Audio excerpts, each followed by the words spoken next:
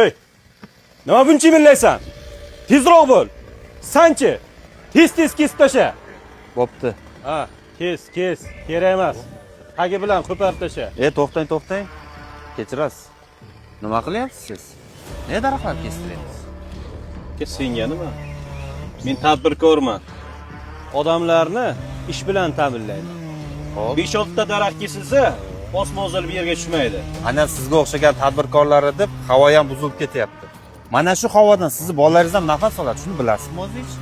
Shu havodan nafas olib, hech kim o'lgan. Qani qonun oldida javob berganda ahvolingizni ko'ramiz. Qanaqa ahvolga tushasiz, nima qilar ekansiz? Ko'ramiz. Men bu ishni shundoq qoldirmayman. Qo'lingdan kelganini qil. Ko'ramiz qani. Maksimal javob berganingizda qani ko'ramiz. Ko'ramiz. Men qoldirmayman bu ishni. Ko'ramiz. Qo'lingdan kelganini qil. Kes tasha. Doktor, bolamning ahvoli qanday?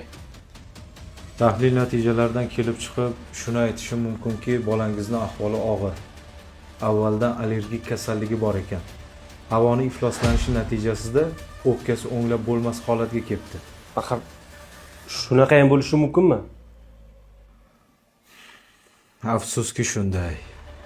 Har yili havoni ifloslanishi natijasida minglab insonlar bundan aziyat chekadi.